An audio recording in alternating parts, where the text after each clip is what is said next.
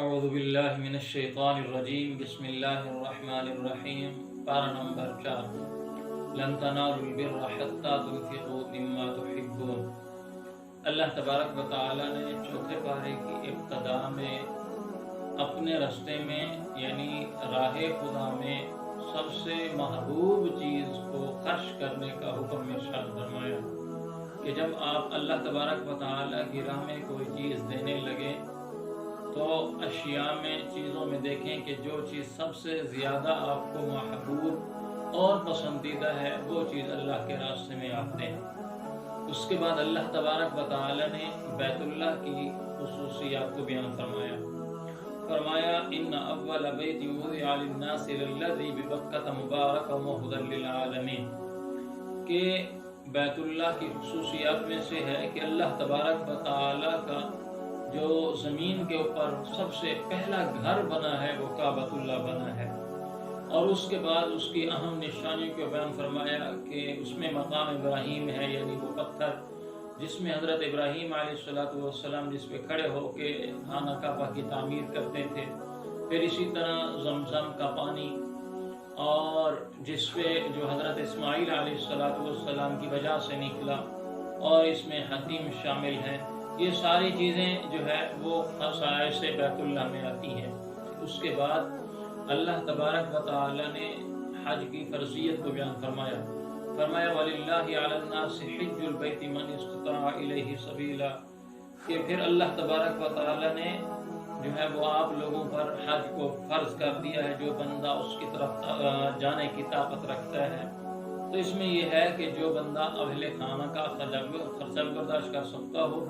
اور آنے جانے کا راستہ بھی اور وہاں کا خرچہ بھی، تو اس بندے کے اوپر حج فرض ہے۔ اس کو چاہیے کہ وہ جتنا جلدی ہو سکے حج کے فریضے کو ادا کرے، اس میں تاخیر نہ کرے۔ اس کے بعد اللہ تبارک و تعالی نے جو ہے وہ اہل سنت والجماعت کا قرآن کریم میں تذکرہ فرمایا، ان کی نشانی بتائی یوم تبیض وجوہ، کہ قیامت والے دن اہل سنت کے چہرے جو ہوں گے وہ روشن ہوں گے، وہ خوشگوار ہوں گے، وہ تر و تازہ ہوں گے، اور جو اہل بدعت ہیں ان کے جو چہرے ہوں گے وہ سیاہ ہوں گے۔ اس کے بعد اللہ تبارک و تعالی نے امت محمدیہ کی فضیلت کو بیان فرمایا کنتم خیر امت اخرجت للناس تأمرون بالمعروف وتنہون عن المنکر وتؤمنون باللہ، کہ تم بہترین امت ہو کہ اللہ تبارک و تعالی کہ جو ہے نا اللہ تبارک و تعالی کے حکم کے لیے نکالی گئی ہو کہ تم امر بالمعروف کرو، نہی عن المنکر کرو۔ تو اس میں یہ ہے کہ انسان کو اسباب کے درجہ میں جہاں تک ممکن ہو سکے انسان کو نیکی کا حکم بھی کرنا چاہیے، اور جہاں تک ممکن ہو سکے اسباب کے درجہ میں انسان کو گناہوں سے بچنے کی ترغیب بھی کرنی چاہیے۔ اس کے بعد اللہ تبارک و تعالی نے غزوات کا تذکرہ فرمایا وَلَقَدْ نَصَرَكُمُ اللَّهُ بِبَدْرٍ وَأَنْتُمْ أَذِلَّةٌ، یہاں پہ مختلف غزوات کو بیان فرمایا، غزوہ بدر ہے، غزوہ احد ہے، غزوہ جو ہے نا وہ حمراء الاسد ہے، یہ سارے غزوے، لیکن یہاں پہ تفصیل کے ساتھ جو ہے وہ غزوہ احد کو بیان فرمایا ہے۔ اس کی وجہ یہ ہے کہ یہاں پہ یہ غزوہ 55 آیات پر مشتمل تھا، اور اسی طرح غزوہ بدر یہ اسلام کا سب سے پہلے جو ہے نا وہ کیا کہتے ہیں جنگ تھی، غزوہ تھا جس نے حق اور باطل کے درمیان فیصلہ کرنا تھا، تو یوں مسلمانوں کو اس کے اندر فتح بھی ہوئی۔ اور اس کے بعد اللہ تبارک و تعالی نے ذاکرین ذکر کرنے والوں کی شان کو بیان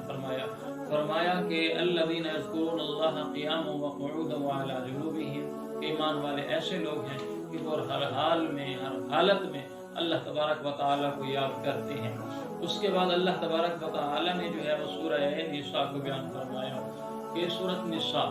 عورتوں کی سورت۔ اب دیکھیں پورے قرآن کریم کو آپ کھول کر دیکھیں، کہیں پر سورۃ الرجال نہیں ملتی، لیکن اللہ تبارک و تعالی نے سورۃ النساء پوری سورت عورتوں کے حقوق میں رکھی۔ اس کی وجہ یہ ہے کہ ہم لوگ جو ہے وہ اسلام پر عمل پیرا نہیں ہوتے، جس کی وجہ سے ہمارے ذہنوں میں پروپیگنڈا ہوتا ہے کہ اسلام تو خواتین کے حقوق کو دباتا ہے، لیکن اگر حقیقت سے دیکھا جائے تو اسلام عورتوں کے حقوق کے تحفظ دیتا ہے، نہ کہ پامال کرتا ہے۔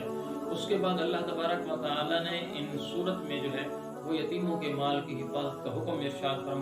فرمایا وَآتُوا الْيَتَامَىٰ أَمْوَالَهُمْ وَلَا تَتَبَدَّلُوا الْخَبِيثَ بِالطَّيِّبِ، نمبر ایک آپ نے یتیموں کے مال کی حفاظت کرنی ہے، नंबर 2, अगर आपने उनको वापस भी करना है तो ये नहीं करना कि उनका अच्छा माल लेके उनको हल्का और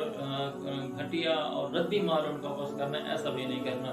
उसके बाद अल्लाह तबारक व तआला ने एक से ज़ायद शादियों के मसले को बयान फरमाया।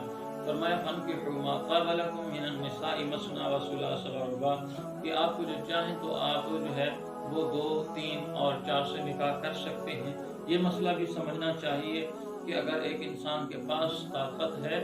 और वो उसके पास असबाब भी हैं, अदल व इंसाफ का जो है ना उसके पास खासा भी है, तो फिर उसको इजाज़त है कि वो एक से ज़ायद जो है ना वो निकाह कर सकता है। लेकिन अगर उसके पास असबाब भी नहीं है, हुकूक भी अदा नहीं कर सकता, अदल व इंसाफ नहीं कर सकता, तो फिर इसके ऊपर बहुत सी वईदें भी आई हैं। उसके बाद अल्लाह तबारक व तआला ने विरासत के, एक आदमी फौत हो जाए तो उसकी मरने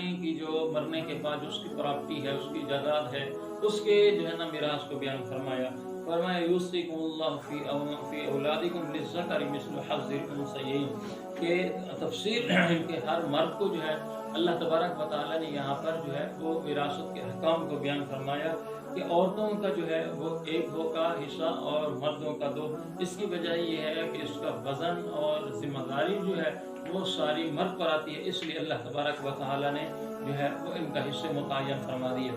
आखिर में अल्लाह तबारक व तआला ने मुहर्रमात के ऐसे रिश्ते, ऐसे ताल्लुकात के जिनसे आपका निकाह नहीं हो सकता, उनको बयान फरमाया।